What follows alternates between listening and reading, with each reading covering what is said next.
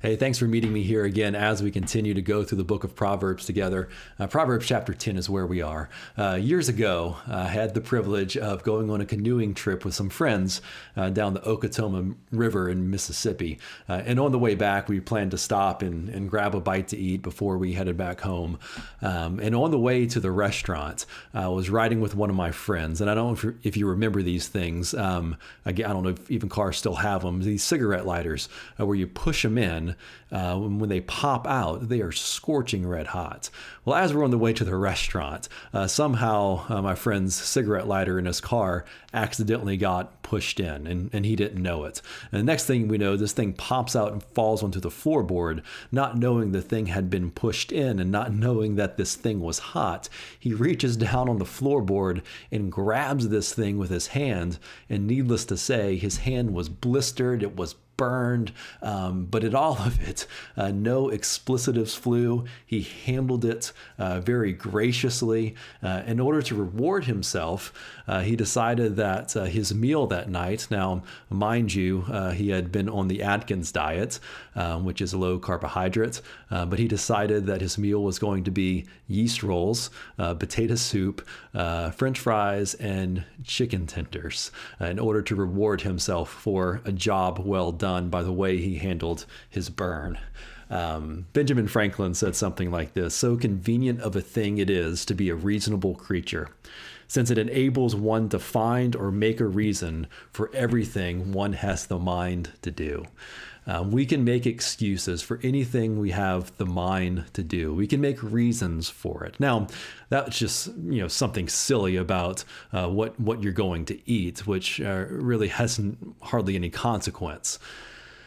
But I was thinking about that story in light of Proverbs, and particularly Proverbs chapter 10, because we as creatures, while it's a great privilege to be reasonable, can come up with reasons and excuses for not walking in wisdom. Now, we understand from Proverbs 1 through 9 that wisdom transforms everything about us. Wisdom comes from a transformed life, from fearing the Lord and being in a relationship with Jesus. And so when we walk in wisdom, this is not earning the favor of God, but this is blood-bought people who have been transformed by the gospel, seeking to honor the Lord in every part of their lives. And yet we still find excuses, if we're not careful, not to walk in the way of wisdom.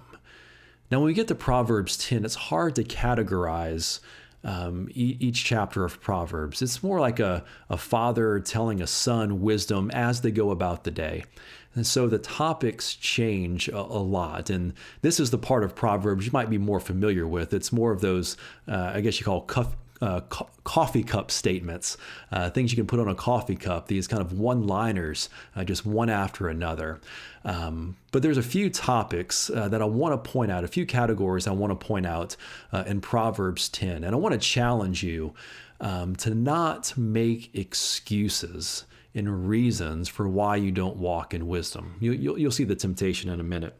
So Proverbs chapter 10, 1 through 5 talks about how our work life is transformed by the gospel, and therefore to walk in wisdom, we must walk wisely in the way that we work. It talks about treasures gained in wickedness do not profit.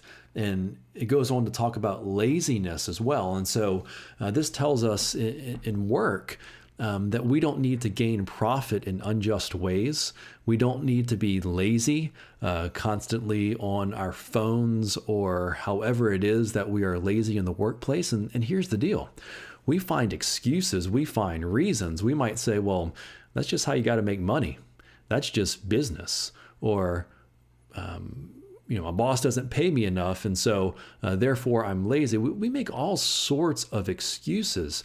But the truth is if wisdom is a transformed life, if you're refusing to walk in wisdom in regards to your work, this means you have a problem with fear of the Lord.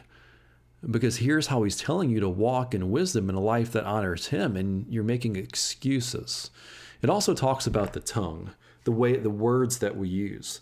that the mouth of the righteous is a fountain of life. And there's several other proverbs in Proverbs chapter 10 that talk about the tongue. Words are so important. This world was created by the Word of God. Jesus was called the Word. He was full of grace and truth. We are in a constant battle for truth, and our words matter. The way we talk to people matter. And you can make excuses. Well, they deserve to be talked to like that. They don't deserve to be talked to in or whatever. Maybe even the way you talk to your kids.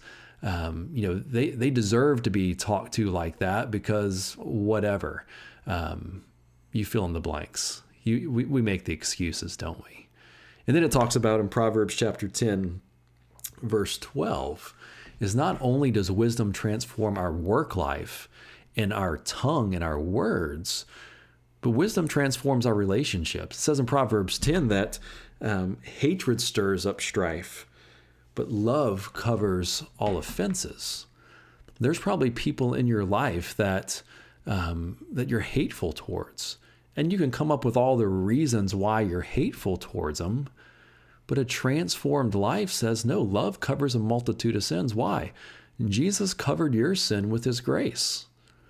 And if we want the world to see our God, if we want the world to see an all-wise God who ordered everything gloriously and good, then we must reorder our lives around his wisdom and work and talk and relate in ways that honor him. And so I want to ask you, as you get into Proverbs 10, as you read through these, what excuses do you make for not walking in wisdom? And if you are a Christian, you have no excuse, for you are blood-bought son and daughter of God, and he is transforming you into his image and into his glory. And this is the way you walk in wisdom. These are not optional. These are commands by God to live a life that's honoring to him. So let's stop making excuses, and let's ask God by the power of the Spirit that he's put inside of us to help us walk in wisdom in all areas of our life.